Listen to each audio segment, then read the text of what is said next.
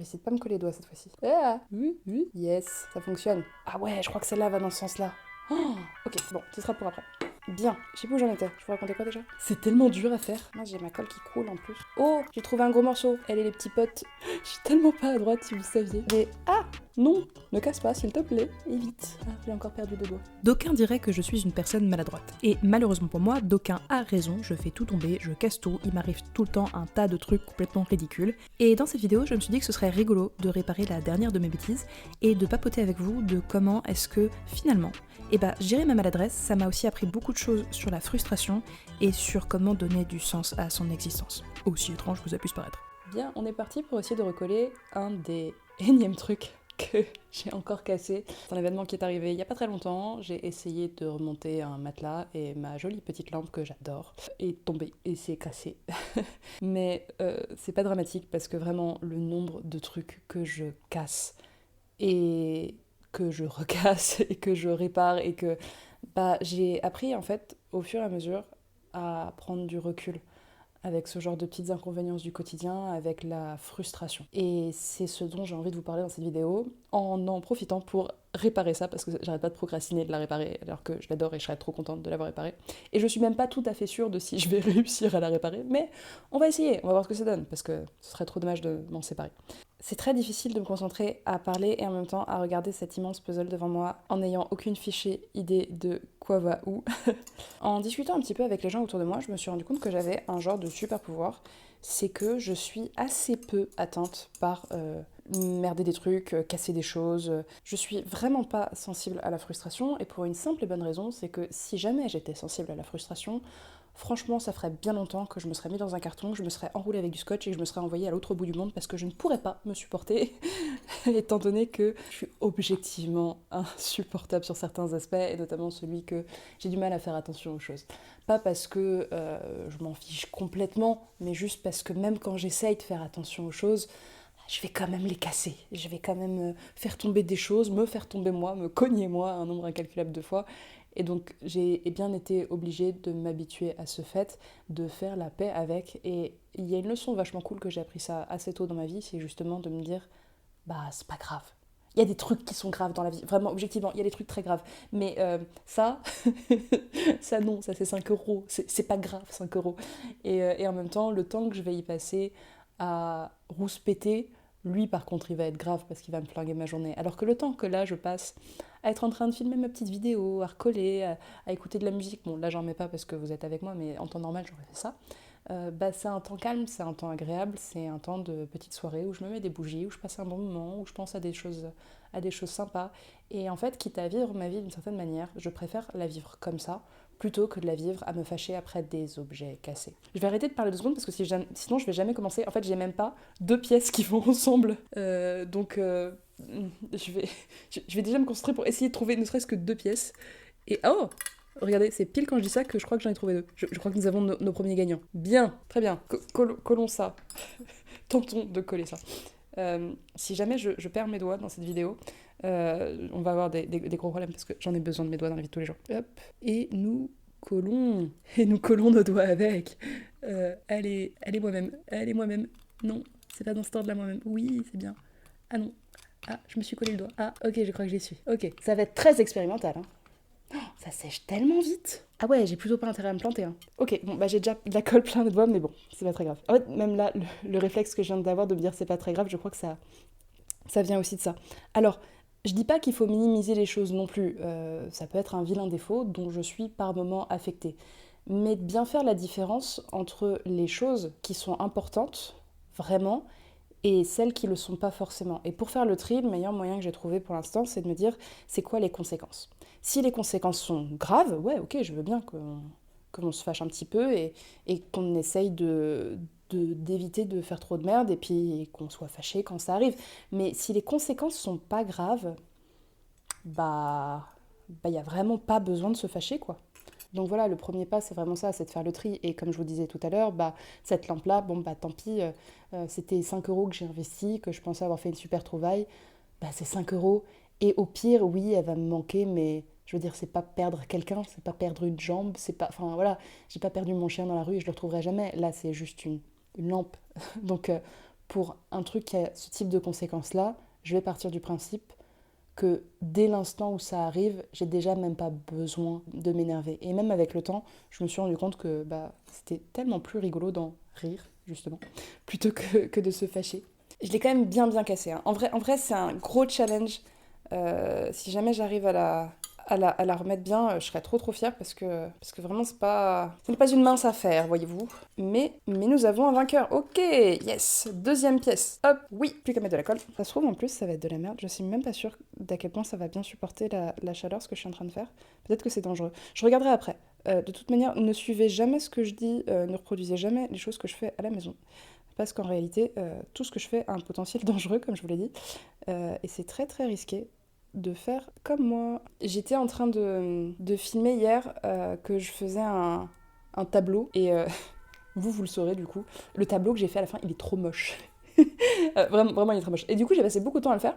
Et il y a des moments où il commençait à sortir bien. Et les dernières actions que j'ai fait dessus étaient tellement moches que ça a ruiné la totalité du tableau. Et en même temps, pareil, ça me fait rire, quoi. Parce que si vous voulez, dans tous les cas, c'est quoi le résultat final ? Comme je vous disais tout à l'heure, ce qu'on veut regarder, c'est le résultat. Le résultat final de cette soirée-là, c'est que j'ai filmé des jolis plans qui vont me servir dans plein de vidéos. Je vous dis ça en me retirant la colle que j'ai partout. Et en même temps, j'ai passé une bonne soirée. J'ai regardé des petits extraits de vidéos que j'aime bien en faisant ça. J'ai écouté de la bonne musique, j'avais des bougies partout. C'est une ambiance que j'adore, qui me permet de me reposer. Les temps, ils n'ont pas toujours été très faciles dernièrement pour moi. J'ai eu pas mal de mauvaises nouvelles, de trucs à gérer. Et d'avoir ce temps précieux de pause un petit peu dans l'espace-temps, un peu méditatif, finalement, c'était quand même une sacrée récompense. Si le résultat est bon, c'est une bonne chose. Et ça, c'est un truc que j'aime beaucoup dire à mes patients, parce que je pense que c'est vraiment vrai. C'est que des fois, on est un petit peu prompt à juger qu'une chose est bonne ou mauvaise en fonction de critères un peu bizarres. Il faudrait que ce soit ci, il faudrait que ce soit ça. Et finalement, il n'y a pas de règle à la base de comment les choses devraient être. Il y a est-ce que ça fait du bien ou est-ce que ça fait pas du bien ? C'est quoi le résultat à la fin ? Et le résultat à court terme, à moyen terme, à long terme, je pense que le résultat à court terme, des fois, de ce que je fais, est pas ouf.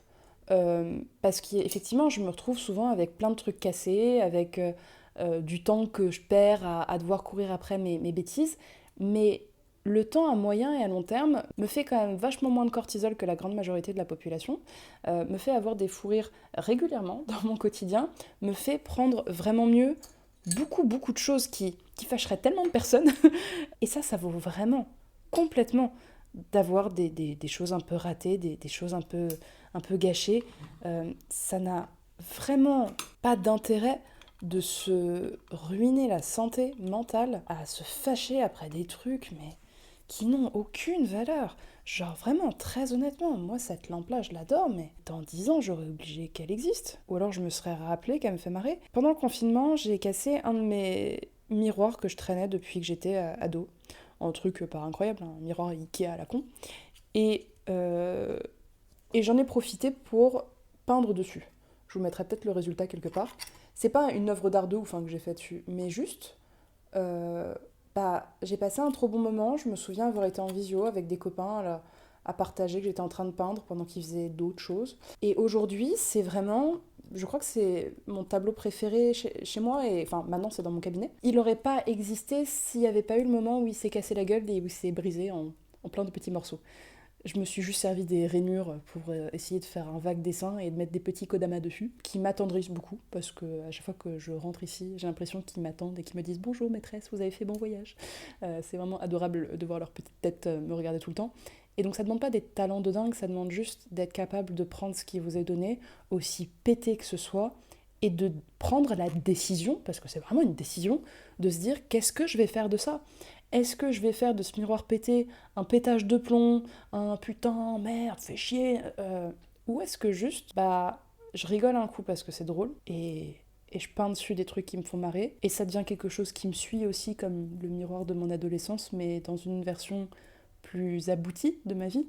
Ça me suit avec les cicatrices du temps qui est passé, avec les souvenirs et ça a tellement plus de valeur.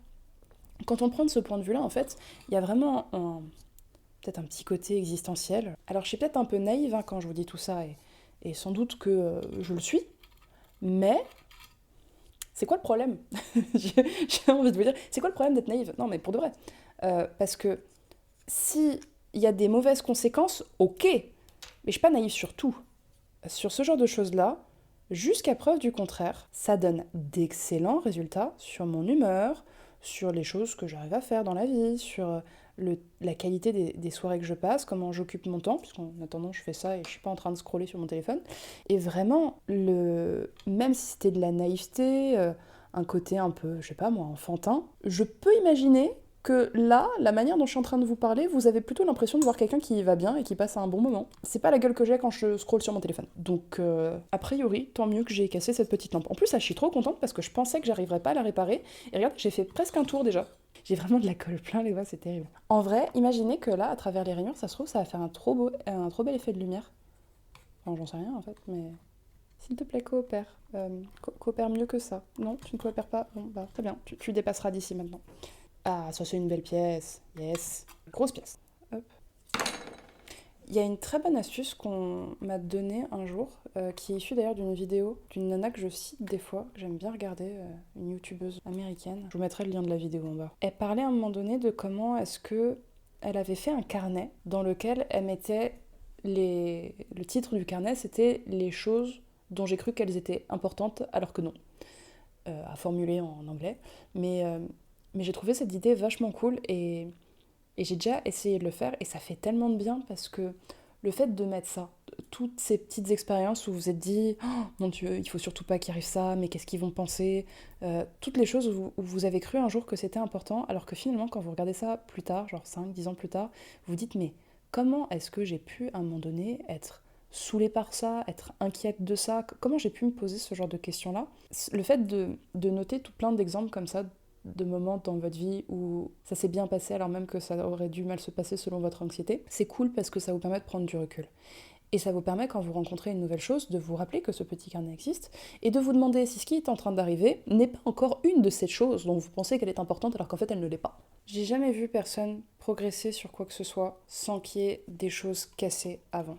Vraiment, il n'y a pas de changement s'il n'y a pas de conséquences. Vous pouvez pas espérer, vraiment, vous pouvez pas du tout espérer à un moment donné progresser dans la vie, changer, obtenir de meilleures choses si vous acceptez pas qu'il y ait la mauvaise partie. Pas juste en mode statistiquement c'est normal qu'il y ait des deux, mais aussi juste parce que c'est dans le mauvais que vous construisez le bon. Genre vraiment, je peux pas avoir la joie de vivre que j'ai sans avoir les trucs vraiment pourris que je peux vivre par ailleurs. Ces moments-là, ils viennent souvent après des gros échecs où finalement ça se passe bien, quand vous surmontez quelque chose qui vous semblait insurmontable, quand il y a des espèces de petits miracles dans la vie.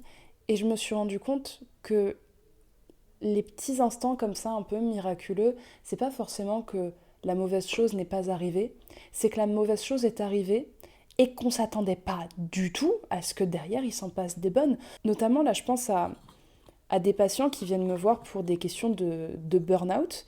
Et j'ose pas leur dire au début, ou en tout cas je fais très attention à la manière dont je leur dis, mais vraiment profondément ce que je me dis quand ils arrivent pour ça, c'est waouh, mais quelle chance. Surtout quand ils sont un peu jeunes, parce que ce type de moment-là, souvent c'est un vrai tournant dans ta vie. C'est que oui, il y a du terrible, ça s'écroule par terre, etc. Mais le moment où ça s'écroule, c'est le seul moment qui te permet de reconstruire. Parce que quand t'as plus rien à perdre, parce que tout s'est fait dégommer, t'as une liberté incroyable de construire. T'as rien à perdre, donc t'as plus peur de casser. T'es déjà au fond du trou, t'es déjà chez toi à rien faire, en arrêt de travail. C'est plus un moment où c'est risqué et dangereux d'inventer un nouveau job, d'essayer un nouveau hobby, de te lancer dans quoi que ce soit. C'est un moment où il n'y a plus de risque. T'as déjà touché le fond, donc quel honneur t'essayes de sauver? Qu'est-ce que... Je suis souvent profondément convaincue à ce moment-là que c'est la meilleure chose qui pouvait leur arriver dans leur vie. Non pas parce que c'est chouette d'être en arrêt de travail, d'être au bout du rouleau et de plus avoir envie de vivre, voire d'avoir envie de se jeter par la fenêtre, mais parce que ce qu'ils peuvent construire à partir de là, si jamais ils en prennent la décision et qu'ils se font bien évidemment aider pour ça, parce que y a pas de problème, il y a des trucs, c'est juste trop dur tout seul. Et même moi, quand je suis au fond du trou, je demande de l'aide. Si jamais ils prennent cette direction-là, si jamais ils osent faire ça, et ce qui va se passer, c'est qu'ils vont pouvoir reconstruire une vie telle qu'ils en ont jamais eu avant. Je pense que s'entraîner à réussir, c'est vraiment pas suffisant. Je dis pas que c'est mal, hein, je veux pas non plus être complètement contre-courant à dire arrêtez de bien faire les choses, mais je pense surtout que vous devez vous entraîner au moins 2 fois plus fort à rater qu'à réussir. Parce que votre capacité à rebondir sur vos échecs va vous permettre d'accomplir tellement de choses dans la vie. Au moins, vous n'aurez pas ces moments d'arrêt après avoir raté. Vous allez être capable, parce que vous aurez le cerveau plus clair, vous ne serez pas aveuglé par votre frustration, de réussir à rebondir, à prendre les leçons de votre échec et derrière à en faire quelque chose de plus intéressant. L'échec, je vous en ai déjà parlé dans d'autres vidéos, mais c'est vraiment pas le moment où tu rates. C'est le moment où tu arrêtes de bouger. C'est le moment où tu n'oses plus rien faire parce que tu as même peur de respirer à force d'avoir raté des trucs.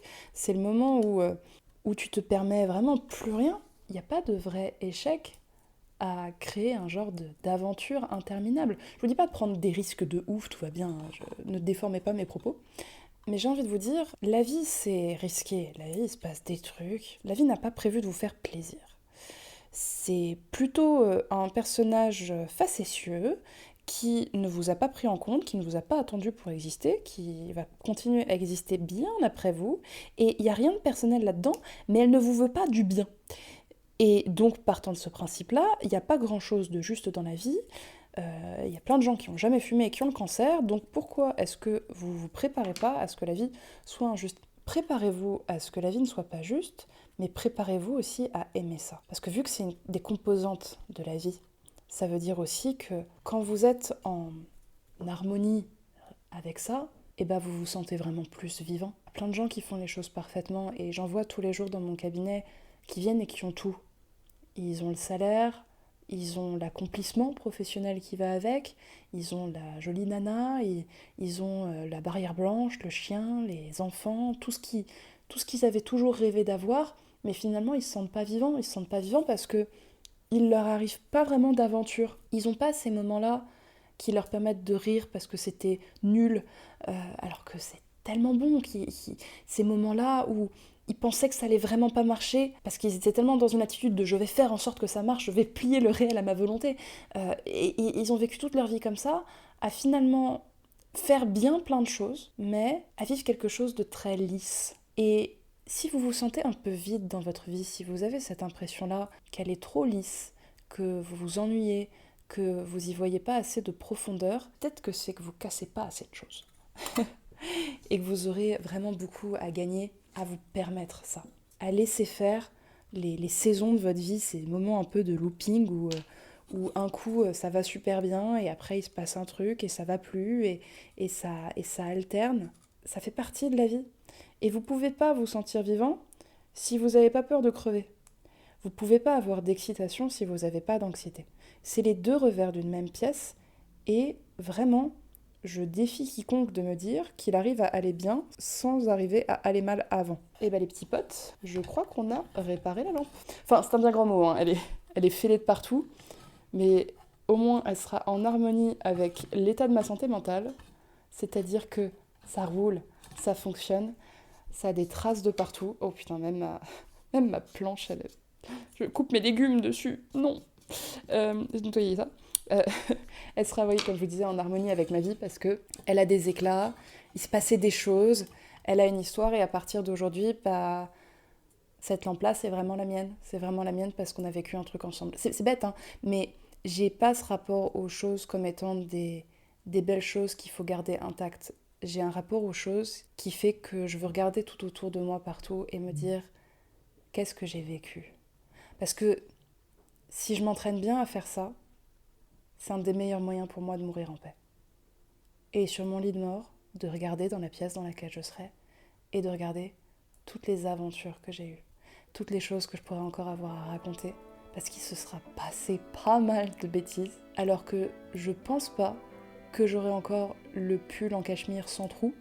Je ne pense pas que j'aurai toute la belle voiture et la belle maison. À ce moment-là, si je suis en EHPAD, j'aime autant regarder ma lampe cassée et me dire que c'était très rigolo l'époque où je faisais des vidéos YouTube en tant que thérapeute, un peu n'importe comment, où je savais pas encore bien m'en sortir et où je réparais ma lampe.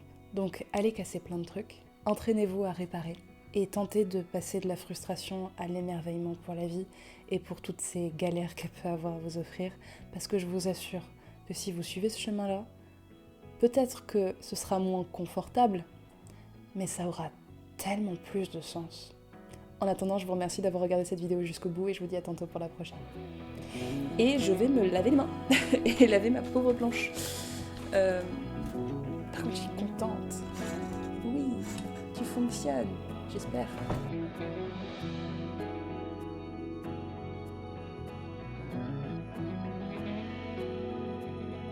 Ah, salut, salut.